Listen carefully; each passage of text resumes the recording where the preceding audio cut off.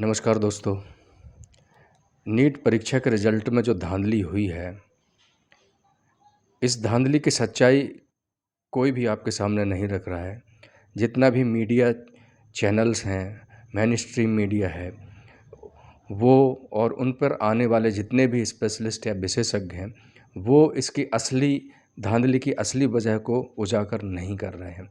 ये उस एंगल तक पहुंच ही नहीं रहा है जिसका ये असली कारण है। इसकी मेन वजह सुनकर आपके होश उड़ जाएंगे।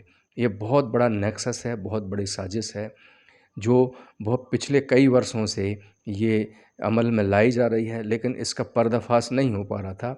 अब शायद उनका पाप का घड़ा भर गया होगा, इसलिए ये मामला उजागर हो रहा है।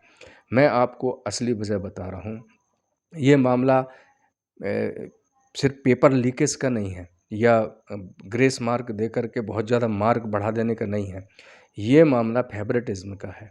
ये मामला जातिवादी पक्षपात का भी हो सकता है। ये मामला इलाकाई पक्षपात का भी हो सकता है। ये मामला एक भाषा, एक उसके धर्म या जाति के लोगों का भी हो सकता है। ये बहुत बड़ी धांधली है जो बहुत वर्षों से शुरू की जा रही है। ये सिर्फ नीट ही नहीं, ये आईएएस, आईपीएस, आईएफएस और पीएससी, यूपीएससी सारे जितने भी एग्ज़ाम होते हैं, उन सब में ये फेवरेटिज्म का जो साजिश है वो अमल में लाई जा रही है। इस केस में ऐसा हुआ है कि जिसके 720 अंक या उससे ज़्यादा या 700 और 720 के बीच के जो अंक हैं, उन लोगों का आपको कैटेगरी चेक करना चाहिए। उनकी जाति या चेक करना चाहिए कि वो एक ही जाति या एक ही भाषा, एक ही इलाके के लोग तो नहीं हैं। आप ये भी चेक करें कि उनमें से जनरल कास्ट के हिंदू कितने हैं, सिख कितने हैं, मुसलमान कितने हैं, जैन कितने हैं। तो ये इसकी जांच करने के बाद आपको पता लगेगा कि ये किस प्रकार का फेवरिज्म है। ये किसी इसमें बहुत साल से ये एक साजिश की जा रही है कि अपने जाति के लोगों को अधिक नंबर दे करके और उनको ग्रेस मार्क दे करके उनको शुरू के सूची में रख दिया जाए, ताकि जो जनरल कोटा के जितनी भी सीटें हैं उन पर कब्जा किया जा सके। और जनरल कोटा के सीटों पर कब्जा करने के बाद फिर ये उनके खुद के जो रिजर्वेशन कोटा हैं वो तो उनके हैं ही। इस तरह भारत की सभी सरकारी नौकरियों पर, सभी अधिकारी पोस्टों पर, मेडिकल संस्थाओं पर 100% कब्जा करने की ये साजिश है। इसका पर्दाफाश होना चाहिए। इसके लिए सभी को आवाज़ उठाना चाहिए। ये बहुत दिनों से ये बात अमल में लाई जा रही है। तो ये मामला इतना सिंपल नहीं है, बहुत पेचीदा है। ये सबसे पहले इसका इसका अब इलाज मैं आपको बताता हूँ। इसका सबसे अच्छा तरीका है, इसको नीट जो एग्ज़ाम करवाने वाली संस्था है, इसको भंग कर दिया जाए और ये पूरी परीक्षा स्टेट वाइज बांट दी जाए। क्योंकि ये एक संस्था जब करवाती है तो उसका हेड मान लो मैं हूँ, और मैं अपनी ही पसंद के सारे एग्जामिनर वहाँ पर बिठा दूंगा और उनको बोलूँगा कि सिर्फ मेरी जाति के लोगों को सिलेक्ट करना और किसी को नहीं करना है।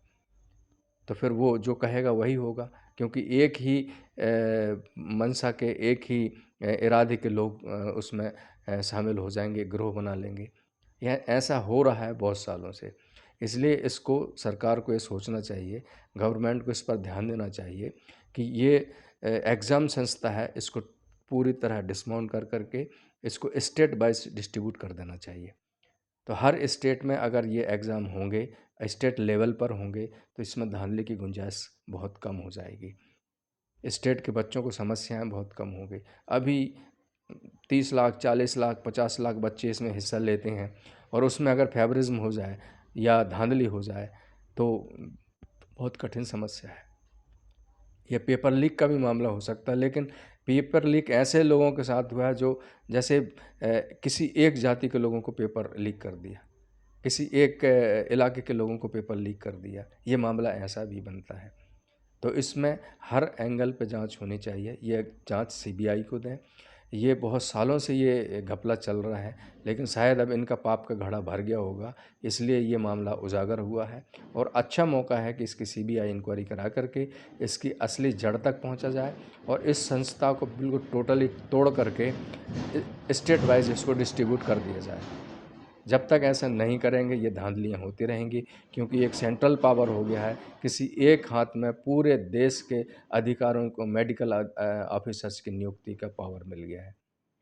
तो कृपा करके इसको पावर को डिस्ट्रीब्यूट किया जाए और हर स्टेट में कुछ निश्चित पोस्टें दे करके इसको स्थगित कर दिया जाए, हर स्टेट को बांट दिया जाए।